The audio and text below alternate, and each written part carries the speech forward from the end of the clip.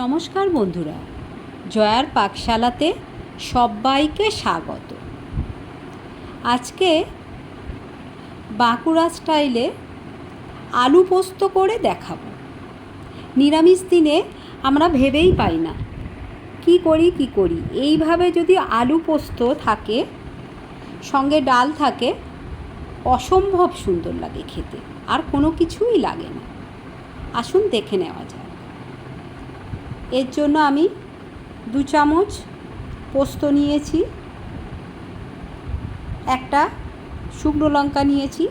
এটা আমি 10 মিনিট ভিজিয়ে রাখবো। আমার চামচটা একটু বড় সাইজের। আমি শিলের এটা বেটে নিচ্ছি। এর মধ্যে 2টো কাঁচা লঙ্কা দিয়ে দিচ্ছি, দিয়ে অল্প জল দিয়ে আমি এটা ভালো করে, এটা কিন্তু একদম মিহি পেস্ট করব না, একটু গোটা গোটা থাকবে, তবেই খেতে ভালো লাগে। এটা একটু ঝোল টাইপের থাকে, গ্রেভিটা একটু থাকে। শুকনো যদি আলু পোস্ত করা যায়, সেখানে একদম মিহি পেস্ট ভালো লাগে। এইরকমভাবে শিলে পেস্ট করলে তার টেস্ট অসম্ভব সুন্দর হয়।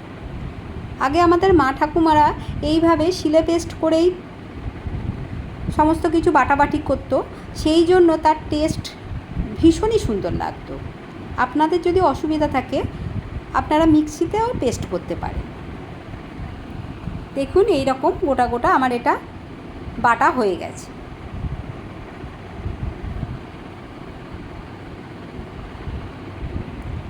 আমি একটা কড়াই বসিয়ে নিলাম। কড়াইটা একটু গরম হতে দেব। এর মধ্যে সর্ষের তেল দিচ্ছি। তেলটা একটু গরম হতে দেব। তেলটা গরম হয়ে গেছে। আমি এর মধ্যে একটা শুকনো লঙ্কা ফাটিয়ে দিলাম, আর একটা শুকনো লঙ্কা গোটা দেব। কালো জিরা দিলাম 1/4 চামচ।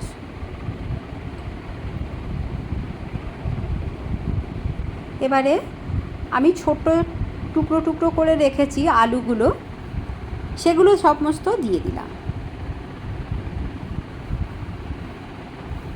এটা একটু ভালো করে একটু ভেজে নেব। এখানে কোনো মশলাই ব্যবহার করছি না, কিন্তু এর টেস্ট অসম্ভব সুন্দর, অসাধারণ বললেও কম হয়। আমি এখানে 1/2 চামচ নুন দিয়ে দিলাম। দিয়ে আলুটা একটু 2 মিনিট ধরে একটু ভালো করে আমি ভেজে নেব।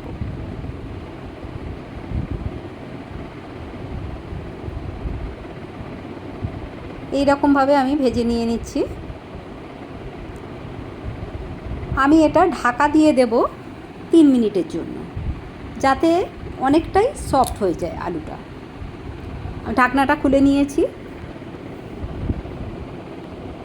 নিয়ে আরও কিছুক্ষণ আমি এটা কষিয়ে নেব। আলুটা হালকা ভাজা ভাজা হয়েছে।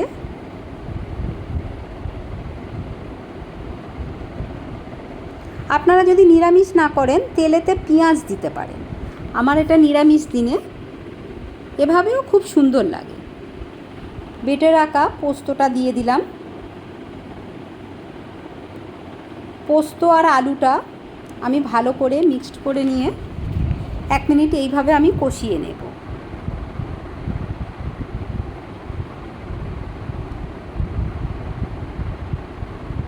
সামান্য একটু জল দেব। তার আগে আমি একদম সামান্য একটু হলুদ দিচ্ছি। আপনারা যদি হলুদটা পছন্দ না করেন, হলুদটা নাও দিতে পারেন। হলুদটা দিলে খুব সুন্দর একটা কালার আসে। সামান্য একটু জল দিয়ে এটা 2 মিনিট ধরে আমি একটু কষিয়ে নেব।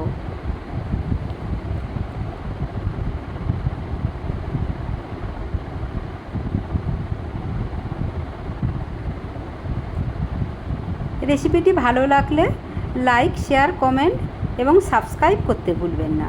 পাশে থাকা বেল আইকনটি প্রেস করে দেবেন। আমার নেক্সট ভিডিওর নোটিফিকেশান সবার আগে আপনার কাছে পৌঁছে যাবে। আমি বেশ কিছুটা জল দিলাম, দিয়ে একটু ভালো করে মাখিয়ে নিলাম। নিয়ে আরও একটু জল দিলাম। আমি এখানে মোট 1 বাটি জল দিয়েছি। এটা যেহেতু একটু গ্রেভি থাকবে ওই জন্য একটু জলের পরিমাণটা একটু বেশি। আপনারা যদি একদম গামাখা চান তাহলে একটু কম দেবেন। ঢাকা দিয়ে দিলাম 2-3 মিনিটের জন্য, মিডিয়াম ফ্লেমে এটা ঢাকা দিয়েছিলাম। এখনও অনেকটাই গ্রেভি আছে, আমি আরও 1-1.5 মিনিট এটা ফুটতে দেব যাতে আলুটা খুব সুন্দরভাবে সিদ্ধ হয়ে যায়।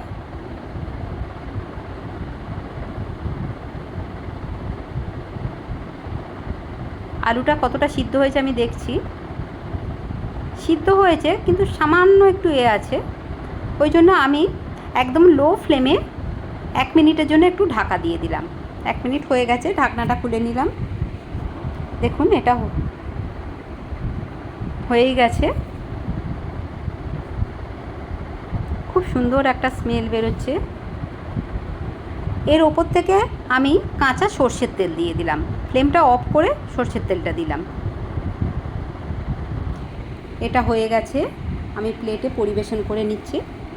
গরম ভাতের সঙ্গে জাস্ট অসাধারণ লাগে, বাচ্চা বড় সবাই প্রচণ্ড ভালোবেসে খাবে। দেখুন কত সুন্দর দেখতে লাগছে। বাঙালির প্রিয় খাবারের মধ্যে আলু পোস্তটাও ভীষণ ভালো একটা জায়গা করে নিয়েছে। আলু পোস্ত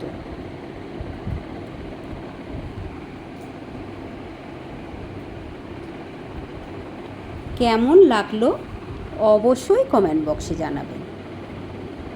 আপনাদের কমেন্টের অপেক্ষায় রইলাম।